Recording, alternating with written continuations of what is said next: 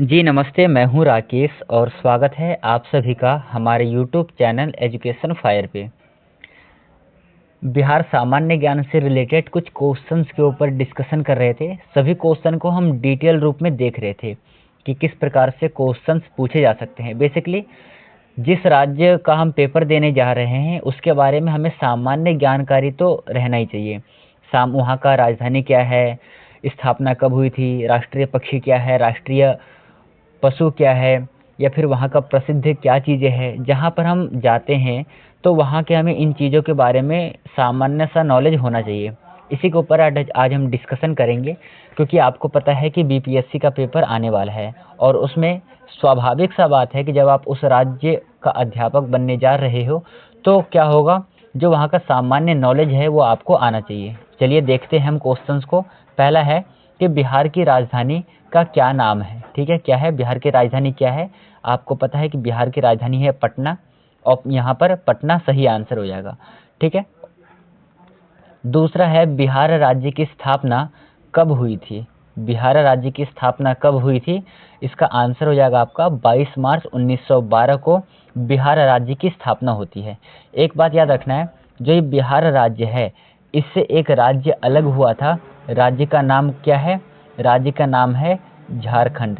अब आपसे मैं पूछ लूं कि ये झारखंड कब बना था, तो ये बना था 15 नवंबर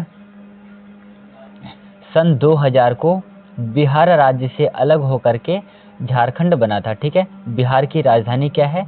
पटना है, अभी आपने ऊपर पढ़ा है। ठीक है, और झारखंड की राजधानी क्या है? तो आपका उत्तर हो जाएगा झारखंड की राजधानी है रांची। चलिए अगला क्वेश्चन देखिएगा। अगला क्वेश्चन आपके एग्जाम के लिए इम्पोर्टेंट है। क्या है कि बिहार के राजकीय फूल का क्या नाम है? ठीक है, राजकीय फूल का नाम क्या है? उत्तर हो जाएगा आपका गेंदा, आपका सही आंसर है।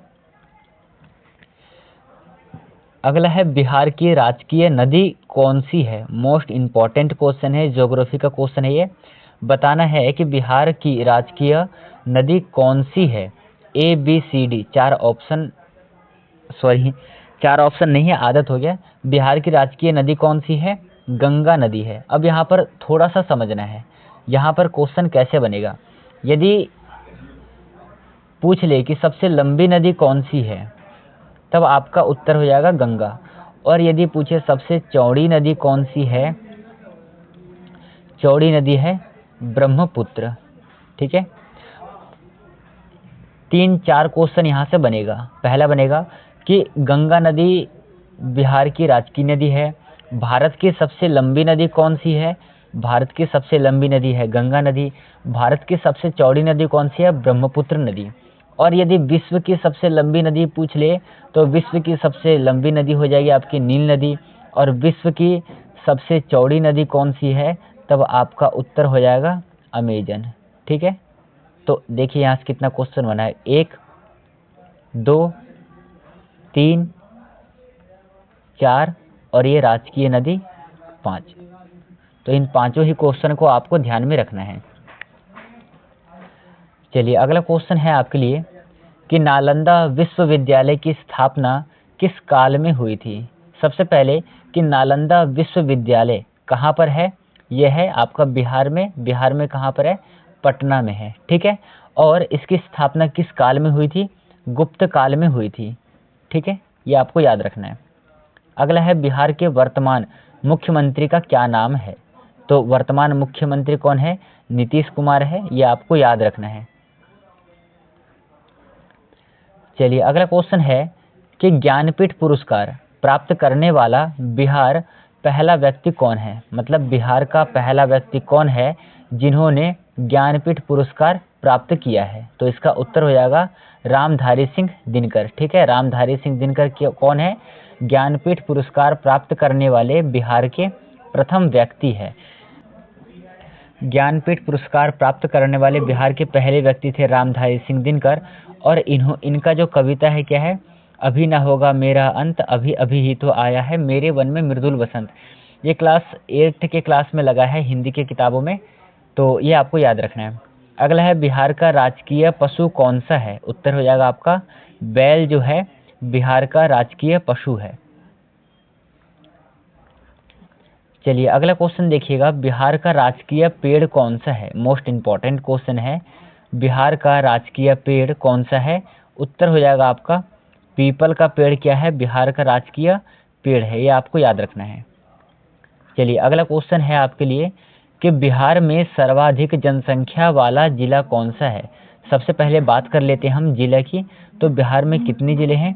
बिहार में 38 जिले हैं, ठीक है। और सबसे ज़्यादा जनसंख्या वाला जिला है पटना। पटना क्या है? ये बिहार की राजधानी है, ठीक है, ये आपको याद रखना है। अगला क्वेश्चन है, बिहार का सबसे ठंडा स्थान कौन सा है? उत्तर है आपका बांका। बांका जो है बिहार का सबसे ठंडा इलाका है, सबसे ठंडा स्थान है। अगला क्वेश्चन है आपके लिए कि बिहार का राजकीय वृक्ष कौन सा है? ठीक है, तो बिहार का राजकीय वृक्ष हो जाएगा आपके लिए पीपल। नेक्स्ट क्वेश्चन है, बिहार का राजकीय पुष्प कौन सा है? पुष्प अभी आपने पढ़ा है, राजकीय पुष्प कौन सा है? गेंदा। ऊपर क्या है? बिहार का राजकीय वृक्ष कौन सा है? राजकीय वृक्ष है पीपल। और बिहार का राजकीय पुष्प कौन सा है? गेंदा। चलिए अगला क्वेश्चन देखना है कि बिहार का सबसे बड़ा शहर कौन सा है? तो उत्तर हो जाएगा आपका पटना। अब यहाँ पर थोड़ा सा समझना, पटना का पहले क्या नाम था? जिस नाम से हम जानते थे, पाटलिपुत्र के नाम से जानते थे, ठीक है। और बिहार क्या था? एक मगध था, ठीक है, मगध, जहाँ पर धनानंद का शासन था। फिर यहाँ पर बाद में धनानंद को पराजित करके चंद्रगुप्त मौर्य यहाँ पर अपना आधिपत्य स्थापित करते हैं, ठीक है। चंद्रगुप्त के बाद यहाँ पर क्या हुआ? जो मगध था, मगध को क्या था वर्तमान समय में? बिहार हो गया। और बिहार की राजधानी क्या कर दी गई? बिहार की राजधानी कर दी गई थी पाटलिपुत्र। किसके शासनकाल में किया गया था? ये किया गया था अजातशत्रु के शासनकाल में, ठीक है। और अब हम पाटलिपुत्र को किस नाम से जानते हैं? पटना के नाम से जानते हैं। अगला क्वेश्चन है, बिहार की राजकीय भाषा कौन सी है? मोस्ट इम्पॉर्टेंट क्वेश्चन है, बताइएगा बिहार की राजकीय भाषा कौन सी है? उत्तर हो जाएगा हिंदी व उर्दू, ठीक है। हिंदी व उर्दू बिहार की राजकीय भाषा है। राजकीय पुष्प कौन सा था यहाँ का? गेंदा राजकीय पुष्प था। और वृक्ष कौन सा था? वृक्ष था पीपल। तो ये सभी क्वेश्चन आपको याद रखना है, आपके एग्जाम के लिए इम्पोर्टेंट है। अगला है, बिहार की किस बोली को क्षेत्रीय बोली का दर्जा मिला है? ठीक है, बिहार की किस बोली को क्षेत्रीय बोली का दर्जा मिला है? उत्तर है आपका मैथिली बोली को क्षेत्रीय बोली का दर्जा मिला है। अगला क्वेश्चन है, बिहार के पहले मुख्यमंत्री कौन थे? उत्तर हो जाएगा आपका श्री कृष्ण सिंह। बिहार के पहले मुख्यमंत्री कौन थे? श्री कृष्ण सिंह। और यदि मैं बात करूं वर्तमान समय की, तो वर्तमान समय में बिहार के मुख्यमंत्री कौन है? वर्तमान समय में है नीतीश कुमार। अगला क्वेश्चन है, बिहार का सबसे गर्म स्थान कौन सा है? सही उत्तर है गया, ठीक है। सबसे गर्म स्थान कौन सा है? गया। और सबसे ठंडा इलाका कौन सा है? सबसे ठंडा स्थान तो आपका था बांका। ये भी आपको याद रखना है, ठीक है। दो क्वेश्चन बन गया। बिहार का सबसे गर्म स्थान कौन सा है? गर्म स्थान है गया। सबसे ठंडा स्थान कौन सा है? बांका है। गया में क्या हुआ था? बोध ज्ञान हुआ था। किसको बोध ज्ञान हुआ था? तो महात्मा बुद्ध को हुआ था, ठीक है। चलिए अगला क्वेश्चन देखना है। अगला क्वेश्चन है आपके लिए कि बिहार की सरयू नदी किस नदी में मिलती है? बिहार की सरयू नदी किस नदी में मिलती है? ठीक है, सही आंसर है गंगा नदी में। अगला क्वेश्चन है, बिहार की मातृभाषा कौन सी है? सही उत्तर है आपका भोजपुरी। बिहार की मातृभाषा कौन सी है? भोजपुरी बिहार की मातृभाषा है। बिहार की सरयू नदी किस नदी में मिलती है? गंगा नदी में। और गंगा नदी से रिलेटेड जो भी क्वेश्चंस बन सकते थे मैंने आपको पहले ही बता दिया है। सबसे लंबी नदी पूछे भारत की तो गंगा नदी है। सबसे चौड़ी नदी पूछे तो ब्रह्मपुत्र नदी है। विश्व की सबसे लंबी नदी पूछे तो नील नदी है। और विश्व की सबसे चौड़ी नदी पूछे तो अमेजन नदी है, ठीक है। चलिए अगला क्वेश्चन है, बिहार दिवस कब मनाया जाता है? मोस्ट इम्पॉर्टेंट क्वेश्चन है, बिहार दिवस कब मनाया जाता है? तो आपका उत्तर हो जाएगा 22 मार्च को क्या मनाते हैं? बिहार दिवस मनाते हैं। अगला है, बिहार का उच्च न्यायालय कहाँ पर स्थित है? सही उत्तर हो जाएगा पटना। पटना में क्या है? बिहार का उच्च न्यायालय स्थित है। चलिए अगला क्वेश्चन है, बिहार का शेर शाह का मकबरा कहाँ पर स्थित है? मोस्ट इम्पॉर्टेंट क्वेश्चन है इतिहास के पॉइंट ऑफ व्यू से। बिहार में शेर शाह का मकबरा कहाँ पर स्थित है? उत्तर है आपका सासाराम। ठीक है, क्या उत्तर हो जाएगा? सासाराम में स्थित है क्या चीज़? बिहार में शेर शाह का मकबरा कहाँ स्थित है? सासाराम में स्थित है। अगला क्वेश्चन क्या है, बिहार की यात्रा करने वाला प्रथम यात्री कौन था? ठीक है, प्रथम चीनी यात्री कौन था जिन्होंने बिहार की यात्रा की है? तो आपका उत्तर हो जाएगा मेगास्थनीज। अब यहाँ पर आपको 2-3 बातें याद रखना है।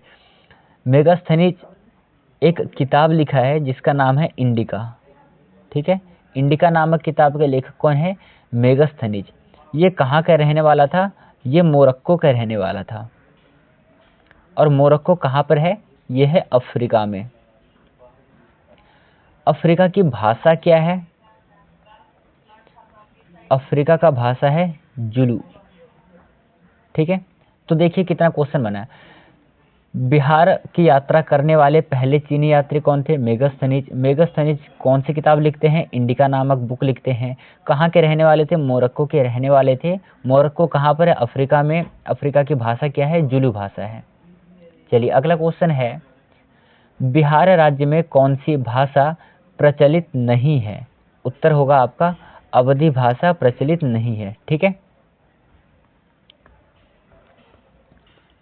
अगला क्वेश्चन है कि बिहार राज्य के उत्तर दिशा में कौन सा देश है? बिहार राज्य के उत्तर दिशा में कौन सा देश है?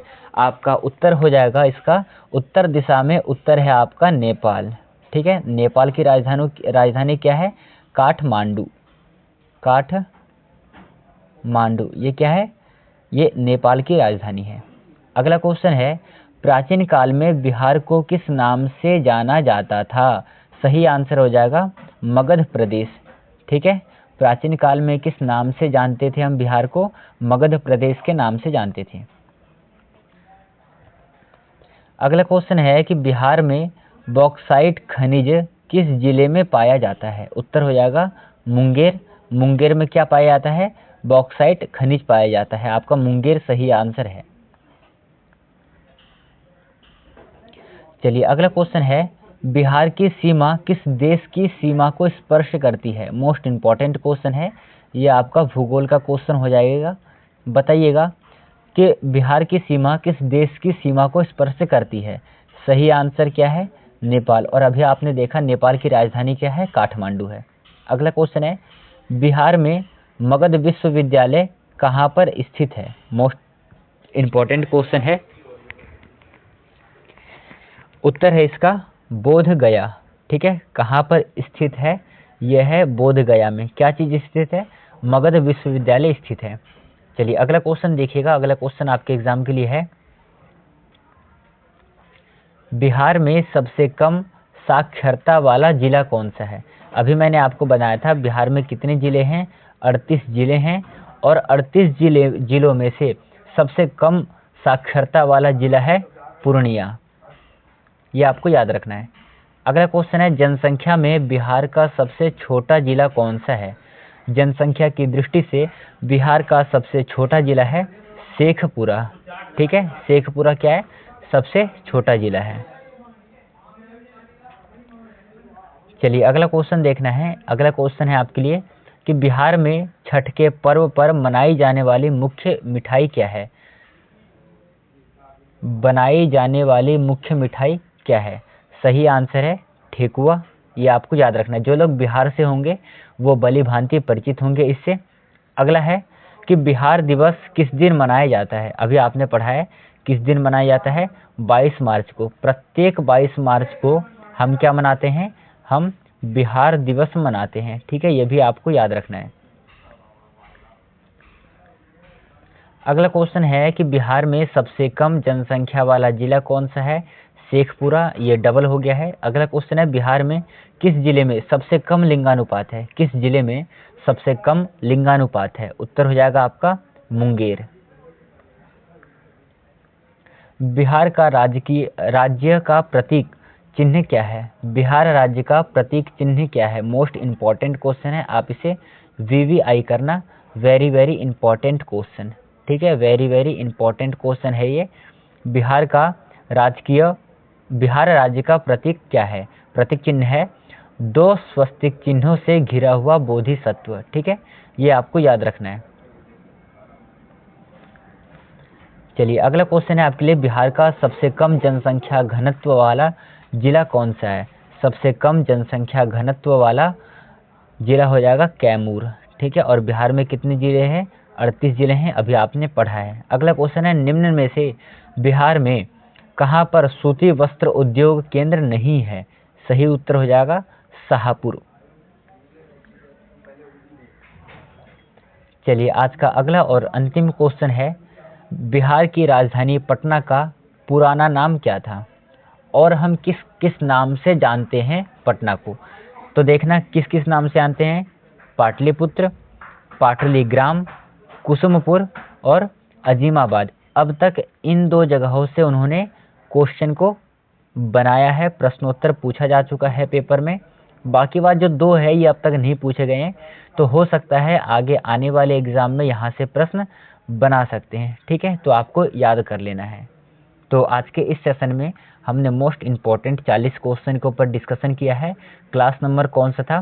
क्लास नंबर था 6, ठीक है। बाकी बात कल का जो सेशन होगा, मतलब कि कल क्लास नंबर 7 करेंगे और इसी प्रकार से 40 क्वेश्चन के ऊपर डिटेल रूप में हम डिस्कशन करेंगे। यह आपके एग्ज़ाम के लिए बहुत ज़्यादा इम्पॉर्टेंट रहेगा। तो चलिए आप सभी से रिक्वेस्ट है कि कैसा लगा आज का ये क्लास, आप हमें कमेंट बॉक्स में लिख करके बताएंगे, अपना सुझाव शेयर करेंगे। बाकी बात मिलेंगे हम कल के वीडियो में, डेली हम इसी प्रकार से डिस्कशन किया करेंगे। तो चलिए आज के सेशन को हम यहीं पे समाप्त करते हैं, मिलेंगे कल के सेशन में। तब तक के लिए धन्यवाद। जय हिंद साथियों, बढ़िया से पढ़िए और एग्ज़ाम पास करिए।